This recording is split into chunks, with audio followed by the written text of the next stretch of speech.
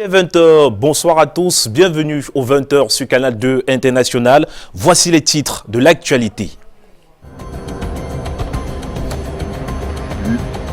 Le Cameroun n'ira pas en quart de finale dans cette édition de la Coupe d'Afrique des Nations Total Égypte 2019. Les Lions indomptables ont été battus il y a quelques minutes seulement, 3-2 par le Nigeria. Les Super Eagles ont gardé la maîtrise du jeu face à une équipe camerounaise peu offensive et défensive. Bilan de la rencontre, ambiance des sporteurs après match à suivre dans ce journal. Le chef de l'État, Paul Biya, de retour au pays après un court séjour privé en Europe. Le président de la République et son épouse ont été accueillis en trompette et fanfare du côté de Yaoundé. La forte mobilisation des militaires et sympathisants du RDPC a retenu notre attention. On en parle dans ce 20h. Voilà pour le sommaire.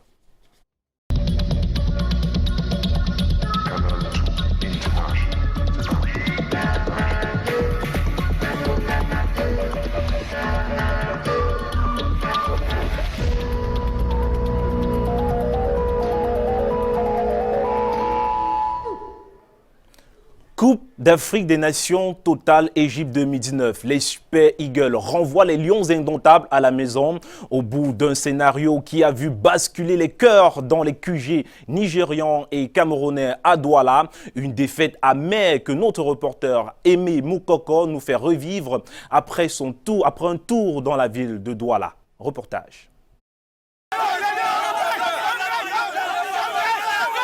Scénario loufoque qui contraste entre les joies et les pleurs des supporters camerounais.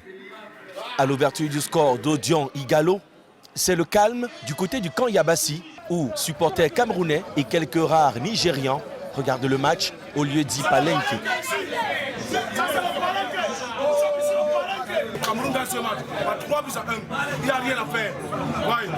Même les championnats de vacances sont au stop car toujours dans les matchs décisifs tels que les finales de Coupe d'Afrique des Nations. Stéphane Baoquin égalise, puis Clinton J fait le break avant la pause. Tout le monde y croit. À Akwa, au boulevard de la Liberté, les supporters ont confiance à leurs Lions indomptables. Au stade, on voit le match en direct, directement à Akwa. Nous sommes contents pour mettre 2-1 contre le Nigeria. Depuis le Cameroun, même ils sont dormis. Ils ne veulent même pas supporter nous. Ici, dans le couloir mythique de la vente des pièces détachées au camp Yabassi, le Cameroun mène au score. On ferme boutique, peut-être un peu trop tôt. What's happening? What's happening is that it's a mistake from the defense. That two goals not supposed to score. La deuxième période est compliquée, même si le Cameroun tient bon. Une erreur défensive voit Odion Igalo égalisé. Ici au camp Yabassi.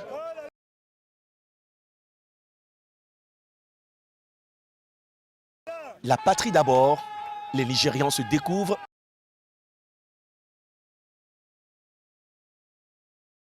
Dans la foule.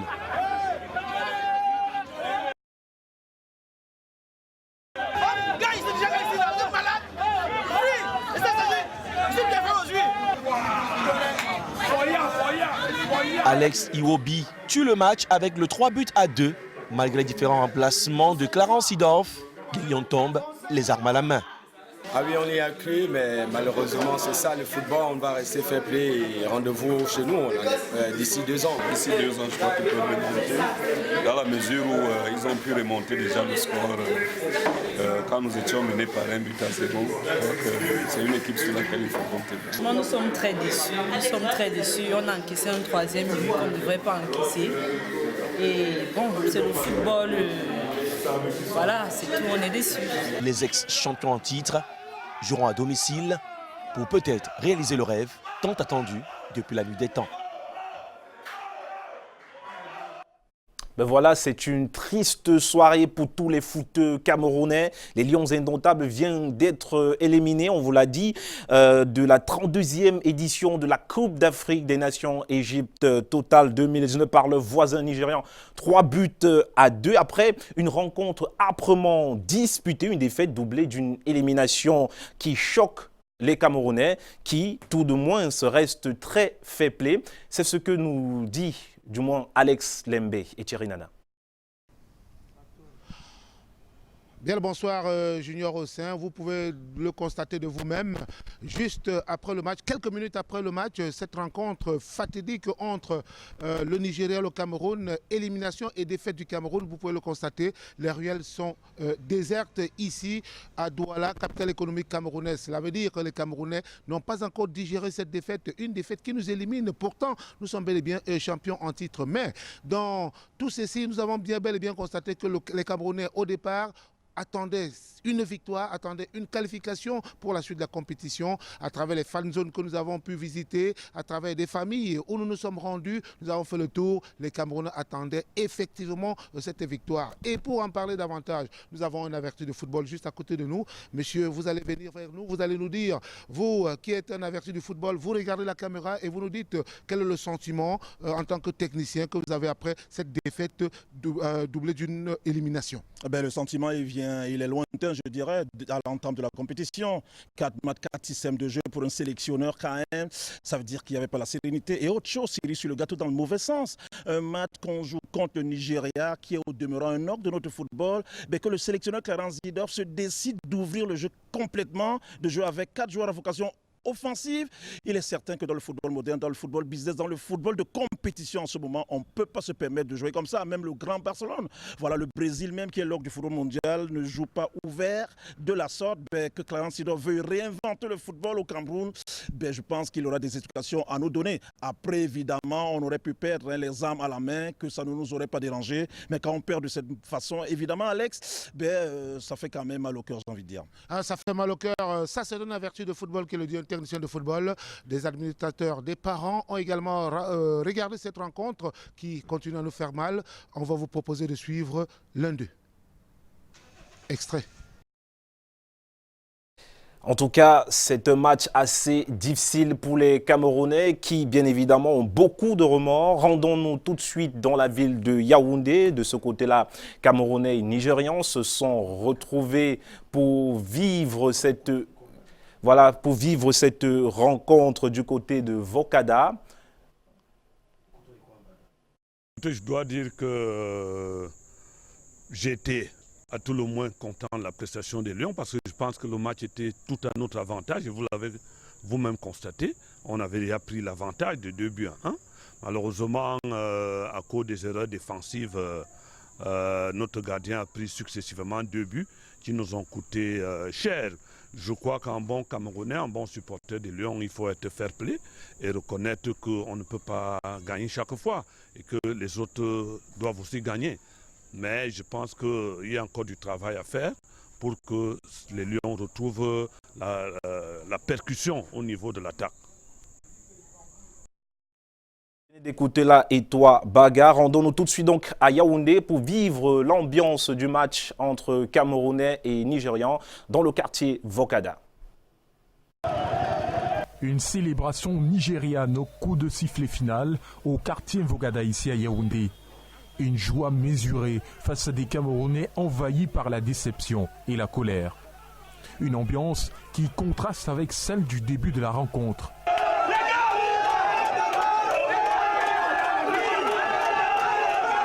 19 minutes plus tard, les supporters nigérians exultent après l'ouverture du score. La tension monte, les Nigérians chambrent leur adversaire, les Camerounais, eux, espèrent. 41e minute, Stéphane Baoken leur redonne du sourire. 3 minutes après, c'est au tour de Clinton Dié. Les Camerounais explosent de joie. À la pause, Camerounais et Nigérians croient dur comme fer à la victoire. Sur le match, c'est 40 minutes, 90 minutes. On va se connaître qui va te gagner le match. Bon, pour le moment, on prend ça comme ça là. On va se gagner. On va se gagner. Oui, c'est le Lion. Je vous dis que c'est le Lion. Ils vont se gagner.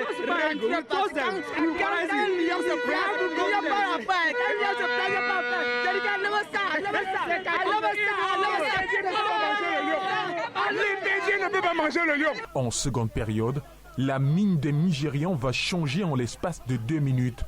Les Super Eagles reviennent à la marque avant de prendre de nouveau l'avantage. Prudents, les Nigérians vont contenir leur joie à côté de leur adversaire, déçus par la performance de leurs joueurs. On extrait tout à l'heure, juste avant ce papier de Yaoundé, il s'agissait bien d'Ekwa Baga, sous-préfet de Douala 4e, qui s'exprimait au micro de Alex Lembe. Cette fois, on parle de volleyball. Elles sont désormais en terre égyptienne, en terre égyptienne étant pour moi. Les Lions du filet ont quitté le Cameroun via Yaoundé ce jour pour aller défendre leur titre de championne d'Afrique. Notre reporter a suivi pour nous la dernière séance d'entraînement et de revoir. Aimé Moukoko, reportage. Pour leur dernière séance d'entraînement ce samedi au Palais Polyvalent des Sports de Yaoundé, les champions en titre de la Coupe d'Afrique des Nations de volleyball dames ont la visite chaleureuse des supporters. Nous sommes là pour encourager nos valeureuses lions indomptables. Ils représentent toute une nation et font la fierté de cette nation-là. Alors, un seul mot, aller de la Qu'elle nous apporte la joie qu'elles nous ont apportée ici en 2017. Qu'elle nous rapporte le trophée. On a vraiment beaucoup de chance de les avoir et on espère qu'elles vont être les meilleures là-bas. Du courage à elles. Et on compte parmi ceux-ci les équipes nationales seniors messieurs, mais aussi leurs cadettes de la sélection nationale engagée dans la Coupe du monde de volleyball U18, toujours en Égypte. Pour les dames, nous leur souhaitons le meilleur. On espère qu'elles vont remporter le titre comme la précédente Cannes. Donc nous avons un peu suivi leur évolution parce qu'on a des entraînements conjoints quand même qui se suivent. Nous sommes toutes là pour encourager nos aînés, nos seniors qui sont déjà en route pour la Cannes Égypte 2019. Sur le Taraflex, on passe en revue tous les exercices à travers un match d'application contre une sélection masculine, le sparring partner au Lion du filet. C'est la sérénité entre Christine Alachunjan et ses coéquipières. On a une lourde responsabilité pour essayer de ramener le titre à la maison. L'ambiance dans l'équipe, c'est vraiment formidable. Je demande à tous les Camerounais de nous soutenir comme ils l'ont toujours fait et à toujours garder espoir. Quand on est sportif de haut niveau, on doit pouvoir gérer le stress, la pression et même à l'extérieur. C'est dans la journée de samedi 6 juillet que la délégation camerounaise, le staff technique, les 14 joueuses et quelques membres administratifs au complet vont prendre part dès ce dimanche à une nouvelle aventure qui s'annonce bien corsée au pays maghrébin. Le couple présidentiel de retour d'un court séjour privé en Europe. Je vous invite dans cet élément qui va suivre à vivre quelques clichés de l'accueil du chef de l'État Paul Biya par un groupe de militants et sympathisants. Rodrigue Tonguet et Bétan Tassé. Le président était particulièrement attendu ici, au lieu dit rond-point Bastos à Yaoundé. Situé presque au bout de l'itinéraire devant le conduire de l'aéroport de Simalène au palais de l'Unité au terme d'un séjour, selon le discours officiel, privé en Europe. Plusieurs heures avant, une forte mobilisation de communautés originaires de la région de l'Ouest a ainsi entrepris de lui accorder un accueil chaleureux dont elles seules ont le secret. Le Mugo Kwadjo, danse d'allégresse dans le Konki, est notamment exécuté pour cette attente. En début de soirée, le cortège ayant à son bord le président de la République, qui avait déjà foulé le sol de Simalène et mené des audiences, passe ici. Les groupes de danse exultent. L'initiative du ministre Madeleine Tchente et de l'homme d'affaires Albert Quinche, le tout coordonné par le président du Sénat Marcel Niat, est une sorte de réponse républicaine pour eux et l'ensemble de personnes mobilisées au bruit orchestré durant le séjour du chef de l'État en Suisse. Le message n'est donc pas que subliminal ici. Nous sommes tous derrière lui. C'est un président qu'on l'a élu, nous sommes tous derrière lui et il est le peur de tout le monde. Nous l'avons élu avec fierté. Nous sommes contre la division du Cameroun. Le Cameroun restera un seul pays. Et nous condamnons tous ceux qui viennent avec la violence. Tout le long de l'itinéraire présidentiel, d'autres communautés, organisations socio-professionnelles et politiques ont donné de la voix pour redire leur attachement à l'institution présidentielle. Une autre d'actualité, le ministre délégué de la Justice, Jean de Dieu Momo, a rencontré cet après-midi à l'esplanade du Parcours Vita les leaders de moto taximènes de Douala. Au cours des échanges, le ministre a invité ces derniers à se mettre ensemble pour réussir, car, dit-il, étant unis, vous pouvez justement créer des structures telles que des banques, des assurances et même des téléphonies mobiles et pourquoi pas devenir de véritables entrepreneurs prospères. Je vous propose d'écouter au micro de Marus Kwesou quelques réactions. Je suis venu en réalité mobiliser la ressource humaine des Ben Skinner, des mototaximènes, mobiliser la ressource humaine pour la transformer en ressource financière. Dire aux Ben Skinner qu'ils constituent une force économique et leur dire de partager avec nous leur propre devise qui dit que tous ensemble, moto-taximan, tous ensemble, devenez riches, tous ensemble, ou vous allez demeurer pauvres chacun de son côté. En vous mettant ensemble, vous devenez une force économique. Depuis plusieurs années, à chaque séance électorale en Sanaga-Maritime, les femmes n'ont jamais dépassé la barre de 50%. La délégation régionale de la promotion de la femme et de la famille dit non à ces chiffres et appelle à plus d'implication des femmes à la vie politique. Christian Bock, reportage. Orienter et sensibiliser les femmes sur l'importance à la participation politique et leur implication au processus électoral paisible, c'est le but de la plateforme régionale des élections organisée par la délégation régionale du ministère de la promotion de la femme et de la famille en collaboration avec ONU Femmes. Les occasions que nous offrent les différentes journées de plaidoyer à l'endroit des femmes pour sensibiliser les femmes à s'inscrire sur les listes électorales, à aller voter, parce qu'il s'agit aujourd'hui du développement local et elles ne doivent pas être absentes de ce rendez-vous. Pourquoi voter? Comment voter? Avec quoi voter? Autant de sous-thèmes développés par les panélistes pour convaincre les femmes. Avec 1000 francs, on ne peut plus manger. Mais sanctionnez-les, c'est tout. Et c'est pas le vote. Inscrivez-vous, écoutez les gens qui vont venir vous dire, écoutez, on va faire changer ce pays. Évaluez-les. Et évaluez-les 5 ans plus tard. Selon les chiffres de l'ECAM, dans le département de la Sanaga-Maritime, la participation des femmes à l'échéance électorale présidentielle passée était au-dessous de 50%. Et ce séminaire est une aubaine pour elles. Les femmes ont contribué à hauteur de 30-35%. Elles s'inscrivent moins sur les listes électorales, retirent moins leur carte d'électeur. Pour les femmes politiques, la sensibilisation et la solidarité est la clé qui mène au sommet. Nous sommes aujourd'hui les femmes politiques parce qu'on est endurantes. Après 30 ans de parcours, je suis conseillère, mais je ne suis pas depuis 6 ans seulement. Donc il est temps pour que dans les 2 mois qui nous restent, s'inscrivent massivement, votent, suivez les votes et surtout soient solidaires avec d'autres femmes qui seront bientôt candidates aux élections. Les femmes se sont donné rendez-vous au cours des échéances à venir pour une meilleure participation les unes et les autres. On reste en politique, du moins on parle de toute autre chose. Voilà, le visage de l'état civil camerounais reste peu reluisant. On s'en est rendu compte une fois encore lors d'une rencontre Cameroun-Union européenne à l'effet d'impliquer un peu plus la société civile à la sensibilisation des populations sur l'enjeu démographique dans le système économique. Ghislain Pierre Essonneau et Serge Alain Ziebou. Population et de gérer la jeunesse. Pourtant, il existe un arsenal juridique en la matière.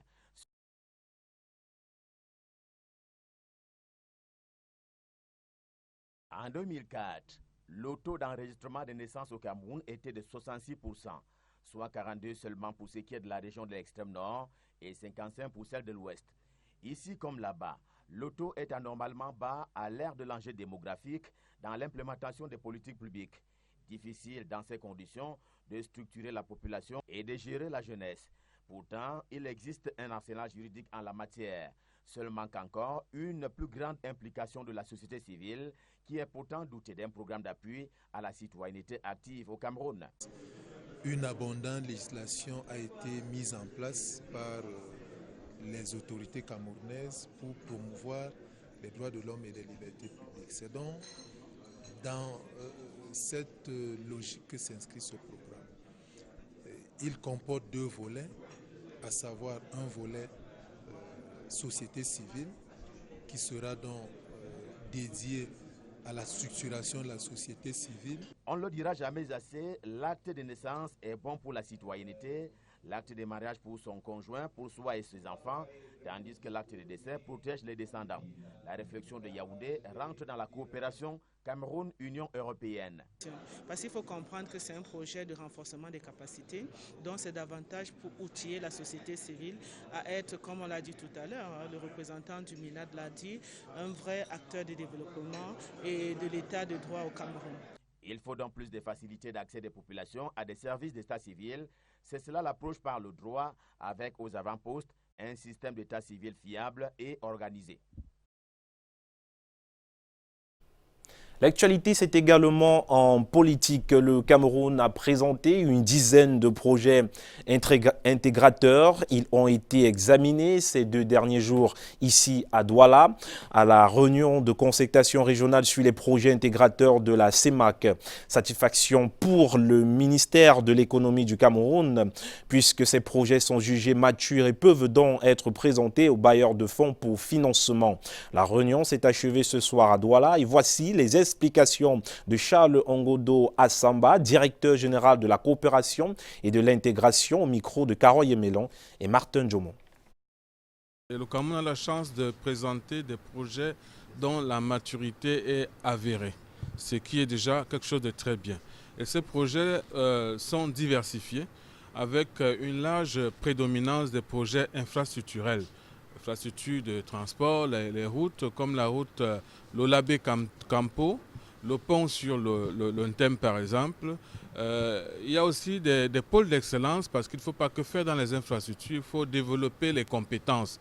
Les pôles d'excellence avec l'Université inter-État de San Milima en matière de nouvelles technologies de la communication, aussi en matière d'agriculture. Nous avons aussi dans le domaine de l'économie numérique, nous avons justement des poses de fibres optiques qui vont permettre de faciliter les communications dans ce sens. Nous avons des critères de présélection des opérations qui sont essentiellement connus par les États.